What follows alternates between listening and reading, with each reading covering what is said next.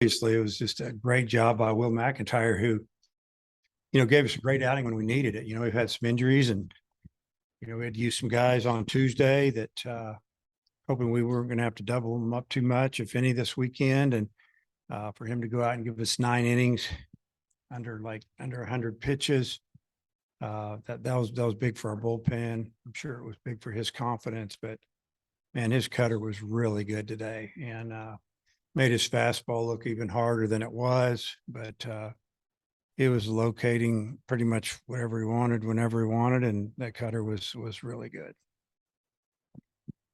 What point did you maybe realize that he was going to be on and have a chance to go the distance for you? Well, I didn't know about going the distance. I mean, you never can, predict or project that really.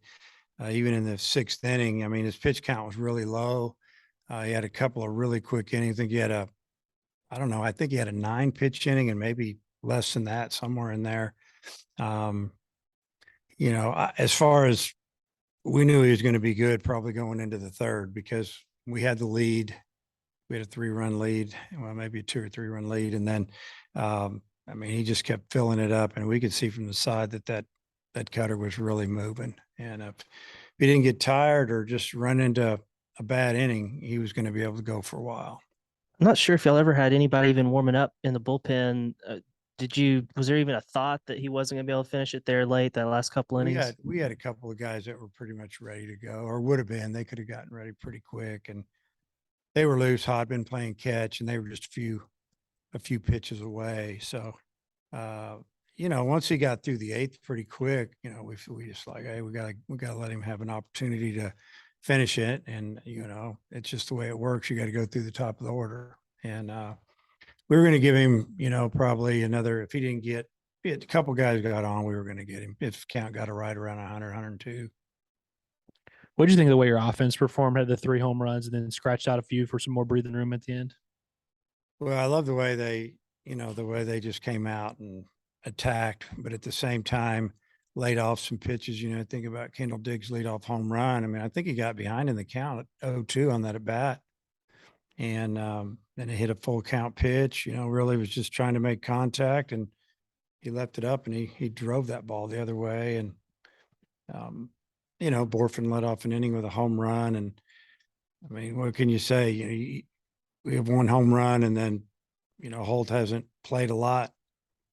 And with his makeup and personality, he threw him a good pitch, and he just hammered it. And it's just kind of the way he is. Hey, now I'm going to try to hit one. And it was fun to watch. Speaking of Holt, got the start today at third base. What went into that decision? What did you see from him at the plate and in the field? Well, he's been playing pretty good. I mean, when he's played good. He hadn't had very much opportunity, but just keeps working. Really, I just felt like that it was more of a defensive thing, but I know he can hit, but it was more of a defensive thing.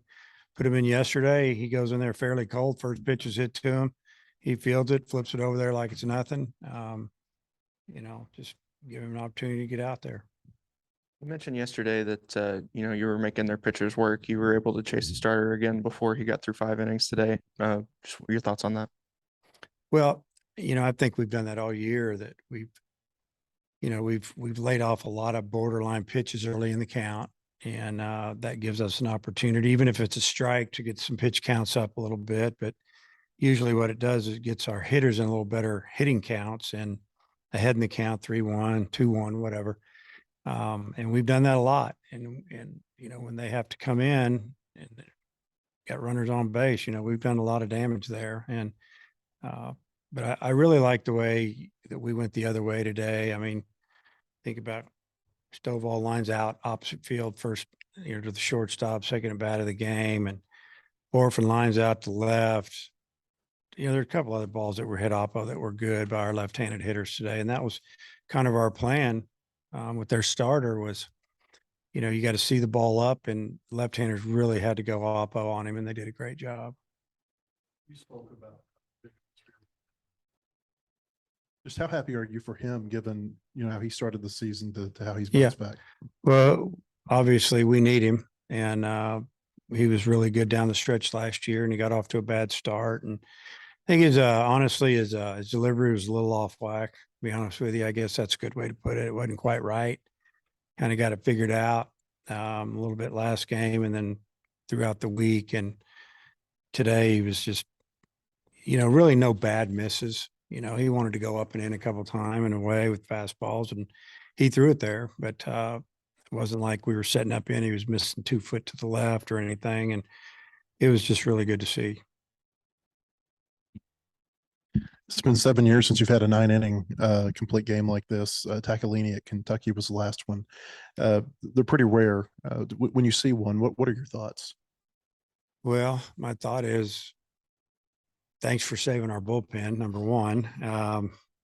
Number two, just really happy for Will because, it was really bothering him, hurting. He couldn't figure out why he wasn't pitching well. Now that he is, he's being rewarded a little bit. He worked really hard the last couple of weeks to get it back. Anytime you get 8 innings out of a pitcher or 7 innings out of a pitcher at this level, that's pretty good. It's tough to do. The hitters are at this level. They know the strike zone. They don't chase. You're going to usually run into an inning where you throw 22, 25 pitches, and that kind of ruins it. Your 8 inning game turns into 6, if you're having a good day. So I'm just happy for the pitching staff and then our players, our position guys, they love playing behind that. And, I told them before the game when we got in our huddle, and Will didn't hear it.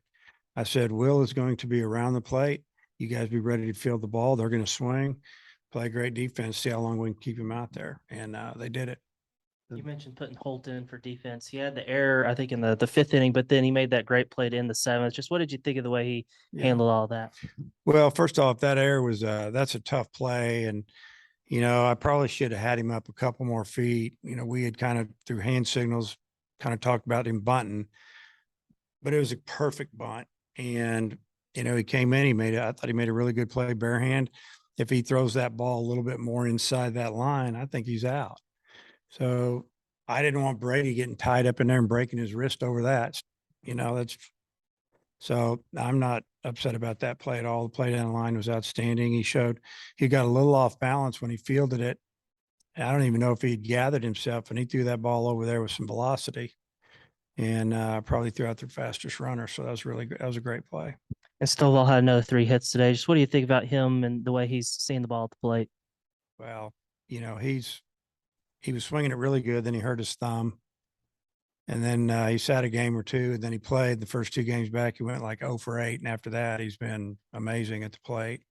The one today, they were all impressive, but the 1-2 pitch, he went down and just smoked that thing over the first baseman's head. That was big. They had just scored, I think. Maybe I would be able to tell you, but my box score is not complete here. So, but that was a big swing for us. Just kind of threw the momentum back on our side. He lined out to short and is only out. Hit that ball hard into center against the wind. Without the wind, the ball might hit the fence in the air, go out of the park. But he's swinging it really well. He's seen it really good. And along the same lines with Borfin, it seems like a lot of these home runs that he's getting are line drive homers like the one today. Yeah, I mean, he smoked the ball right at second baseman, hard ground ball. He lined out to left, hit a ball in the net, took a called third strike. I don't remember what he did his other at bat, but he's seeing the ball good, and he's laying off that early in the count borderline pitch. And if it's a ball, advantage him, and he's hot right now. So it's when I see that, I'm thinking, wow, he's going to hit one hard somewhere. Your 5-hole hitter has been your best hitter throughout the year, whether it be Jared or him. Is there something that's happening earlier in the order that you think is giving them more success? I don't know. We know over the years we've kind of called the 5-hole hitter kind of the sweet spot in the order. Maybe they forget about you a little bit, not hitting third or fourth, and you can wear him out. I put Stovall there for a couple games and he didn't hardly get out. He's probably mad at me when I stuck him back in the 2-hole, but I like him there. I don't know. It's just top of the order's done a good job. I feel like that our hitters can wear you down mentally a little bit, fouling off pitches. It starts with the leadoff hitter, seeing 5, 6, 7 pitches, and it gets a base hit or a walk. And then all of a sudden you got the next guy up and, he's not jumping all over the first pitch and all of a sudden the guy's throwing 11, 12 pitches in the inning. And you're just facing two guys. I've seen that a lot this year. So by the time that 5-hole guy gets up, you know, maybe he's not all about it. He's a little messed up. Okay. See you.